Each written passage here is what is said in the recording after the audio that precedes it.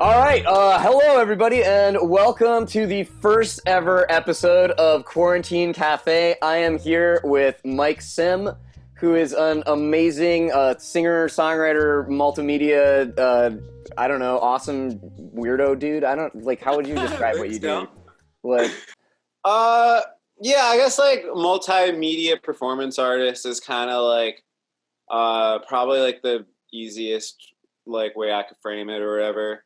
Especially with the video projection stuff, I don't know, because mostly what I do is music, but there's other elements of storytelling and video and performance art, I guess. So yeah, I don't know, something along those lines.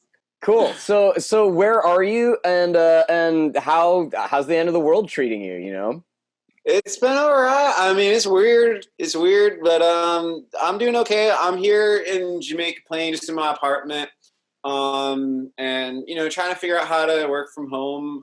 Started a YouTube channel for music therapy. So I'm a music therapist for my day job. Okay. And we're working in schools for kids with special needs. So I started a YouTube channel of the songs that I would be playing in sessions, and I don't know, hopefully kids will like it. So I've been trying to do that and just do sessions through Zoom and just recording a bunch. So here I'm still navigating everything, but we're doing all right here. Cool. So as a music therapist, how has this, I guess you talked about this for a second ago, but how has this whole thing sort of affected your work? Because I would imagine usually you're with kids, doing therapy, right? Yeah, it's so strange because a lot of the kids too aren't they're cognitively not high enough to be able to use technology and stay at a computer even, so and some of them don't have the access to technology at all even, so it's a pretty wide spectrum. There's some students I've scheduled Zoom sessions with. And then I'm making YouTube videos to try to send to the parents and shoot out in different ways, so that they could still sing and dance along, I guess. And, maybe down the line, make requests and, I don't know, try to make it as interactive and as purposeful as I can. But yeah, I'm still very much just I don't know, trial and error and seeing what sticks, I guess. So I really don't know, right now my schools that I'm at won't open at the earliest until May. Okay. It seems pretty likely. It'll be longer. Yeah. It could be longer. Yeah. So I don't know. I'm trying to figure out how to shift over from a in-person, a in-school music therapist to a virtual model of music therapy, which is I don't know, I'm sure many music therapists are in the same boat. It's uncharted territory, yeah. So I don't know. It's weird, but yeah, hopefully it will work out all right for, I don't know. Cool. So why don't you tell all the lovely people who are watching this a little bit about what they're about to see? Because, we're about to show your concert, obviously. Yeah. Otherwise, what's the point of this whole show? Yeah. So it's airing tomorrow, and which is my birthday. Oh, yeah. Happy birthday, Mike. Yeah. So, I don't know. The last time I recorded this piece, this is only the second time I've performed it. It's Mirror, which is a song initially by Hannah J, which I use. She's right here. Is that Hannah J? Whoa. Hi, Hannah. Hi, Kayla. But it's a slow down loop of the first 8 bars or whatever of her song Mirror, and I just kind of use it to write things down about myself to kind of document. And the last time I performed it too is right before my birthday, before my 30th birthday. Huh. And Yeah, it's just kind of like a collection of orchestrated thoughts, kind of documenting where I am at this point in my life. Yeah. Cool. Okay, sounds great. And I guess we're about to listen to that right now.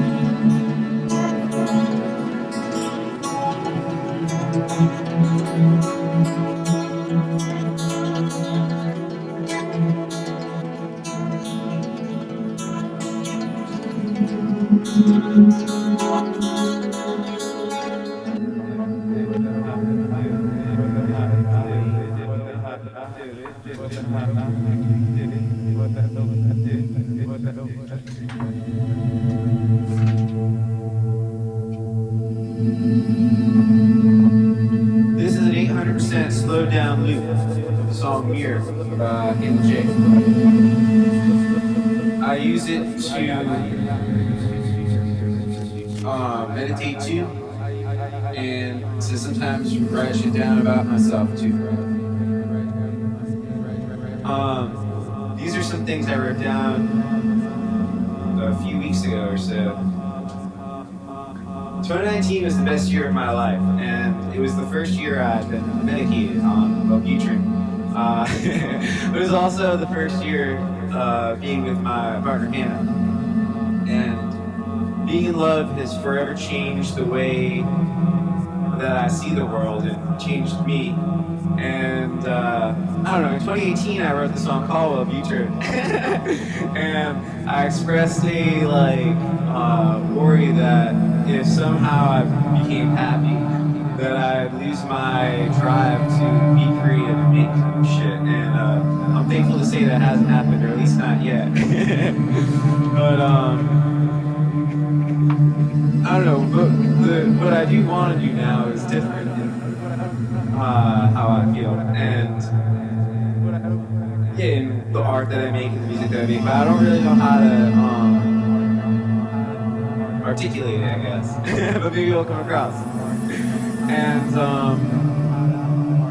despite this year being like the best year of my life in this way, it was also the hardest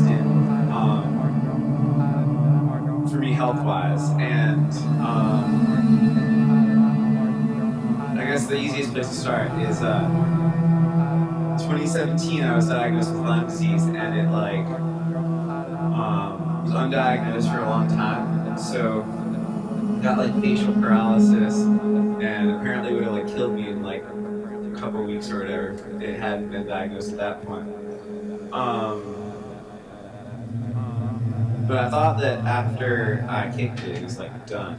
And then in 27, or what was it? I don't know, a couple of years ago or whatever, some things started coming back, and I guess it's something called chronic Lyme, and some doctors don't think it's a real thing, so it's been weird because I don't know which symptoms are actually symptoms of it, and which are just me fucking with myself. And I wanted to share it because I thought maybe some of you too have been I don't know, holding your breath for 10 seconds, seeing if it's still a thing, or just oh, I just freaking out though, and that's why I can't hold my breath. I was am I hot? I don't know. Anyway. For example, I have this super chronic back pain and shoulder pain, I guess, more. And I don't know, I think this is from Lyme, but Mom thinks it's from a car accident that I got in. The one I sung about at 29 was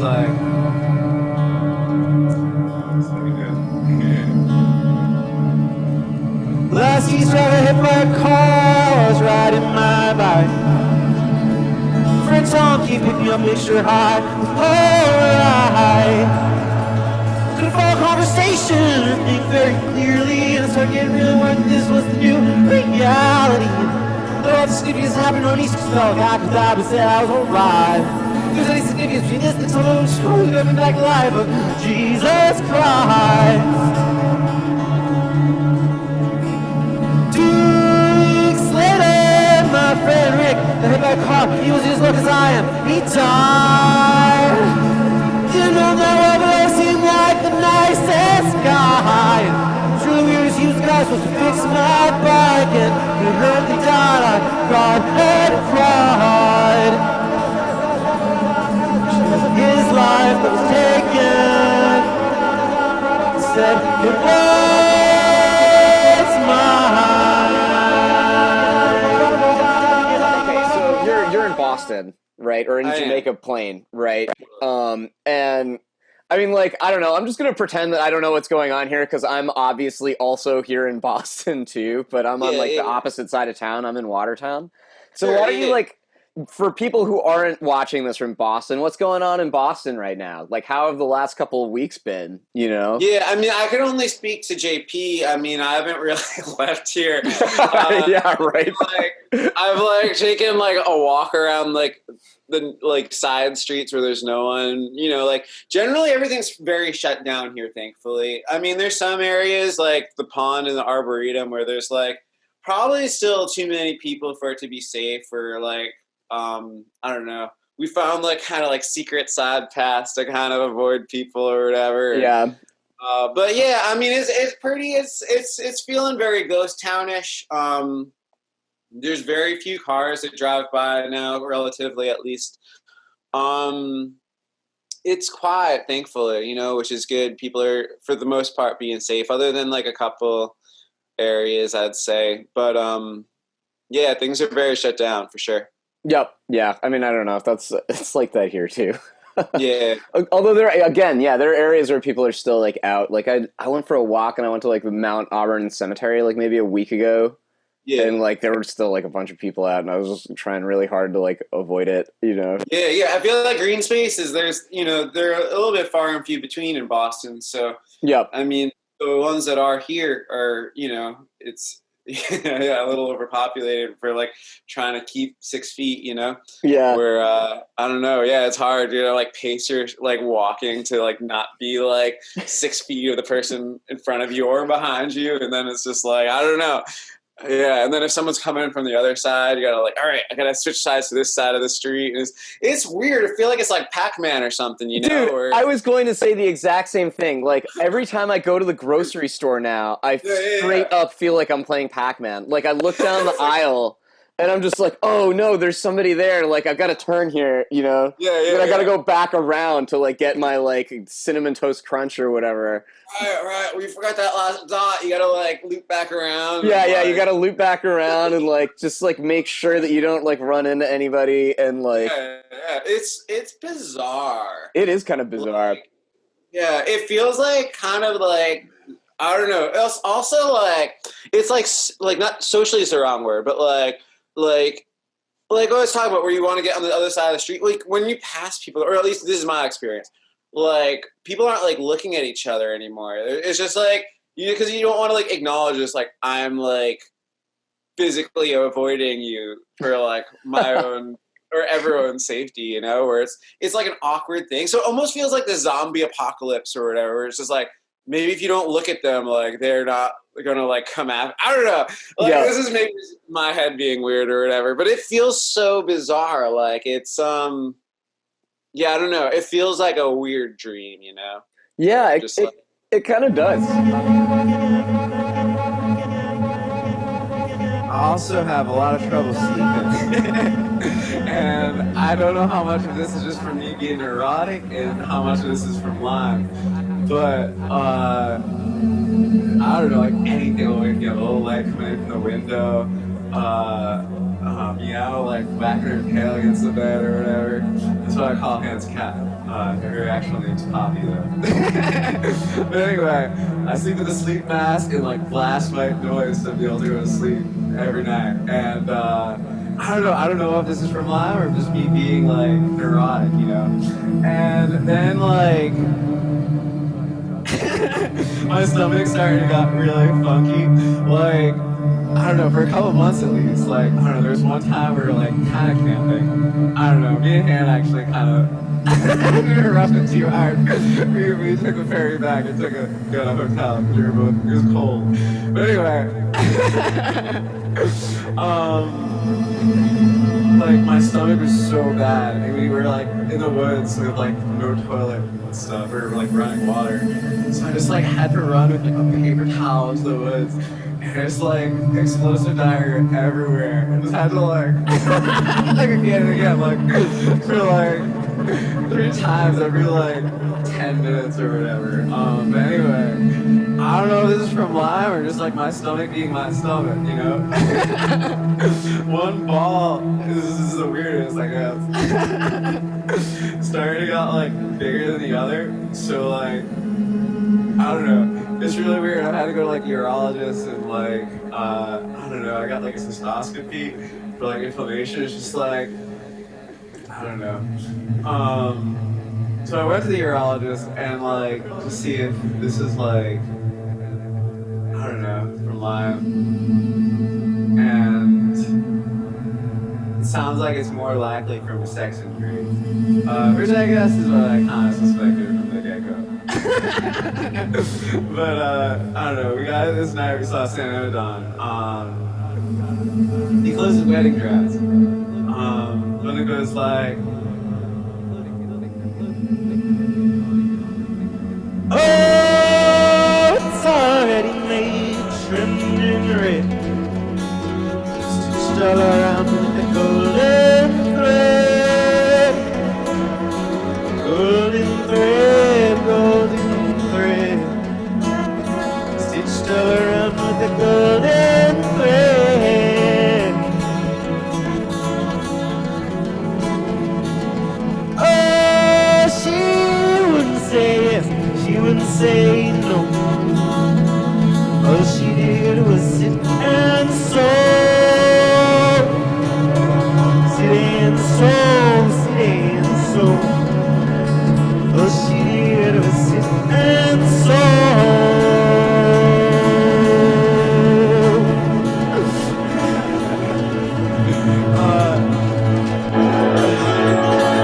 I started passing out like for a couple of months. It was really weird. Like I was at a techno show that Brittany was playing, and I just like totally whited out. And I was just like, where it's like, oh, everyone totally thinks I'm like all the drugs right now. But happened in high school a bunch too. Like where I just like white out. Classes just like pain and be a full scene. And like so I just assumed this was from like Lyme again. But then my brother looked up and was like, oh, it's actually like can be effective doxycycline. Antibiotic was like Lyme. So I don't know. But once again, I don't know. I'm just all saying this to try to like, I don't know. You know, in light of everything that's happening right now, these stupid worries seem so little, you know? And like up until right now, I was like going to doctors to like try to figure out what was wrong with me. And I was like, I don't know, I was losing sleep and shit about me, you know? And then in the light of everything that's happening right now, it just seems so insignificant. And to even say that to you right now seems just like absurd. But, I don't know. Whenever I have shit to write, I sing the first words of the song over and over to myself, and I'd like to sing it for you right now.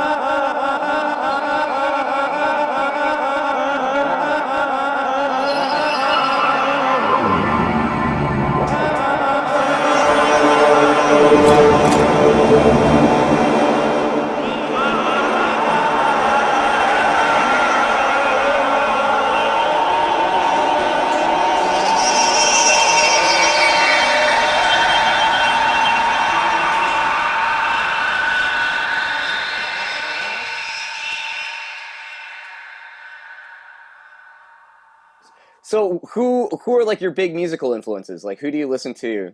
Yeah, like I'd say like my biggest is Steve Reich. Okay. Yeah, I love a lot of like the minimalist classical stuff, probably more than anything. Like Pauline Oliveros, a lot of people from that like San Francisco tape music scene, Terry Yeah. Riley. Oh yeah, Terry Riley, man. I love Terry Riley. So we're supposed to see him. It was supposed to be his like 80th birthday or whatever, but yeah, obviously everything's canceled. But hopefully we'll get a chance to see him again. Yep. I grew up playing jazz, so I feel like there's a lot of that still just kind of in my approach to music making and sort of like improvisation. In terms of guitar, yeah, I don't know. I listen to a lot of Bill Frisell still. Yeah. In terms of jazz guys, I don't know. I still listen to a lot of rock stuff. What's your favorite Bill Frisell stuff? Is it like the 80s like distortion noisy Bill Frisell or like the like early 2000s like yo delay and looper Shenandoah Bill Frisell? Yeah, like the trio, like folkier, but like where he's like turning knobs on a delay pedal and like I don't know. There's that record East West that I really like. That is a great record. Yeah. It's gonna fall and like yeah. I really like some of these stuff. Like the Have a Little Faith in Me, like that. Yeah. There's I don't know. I love a lot of his stuff. I like his country stuff too. Like Nashville's really good. Nashville's a great record. Yeah.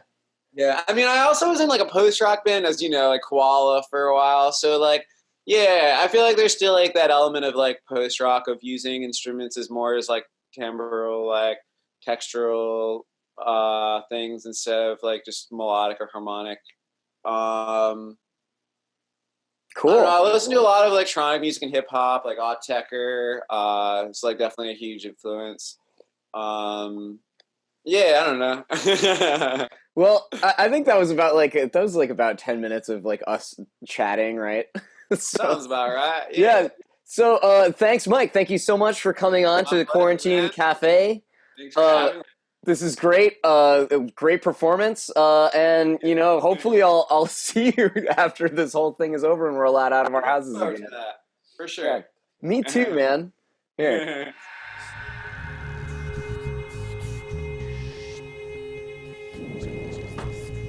Hey! Oh, nice. It's good. I just finished recording a little bit. Callum's doing this like music series, like a sort of like a concert from your apartment type thing. So yeah, I was just like recording a bit for that. I was doing Mirror.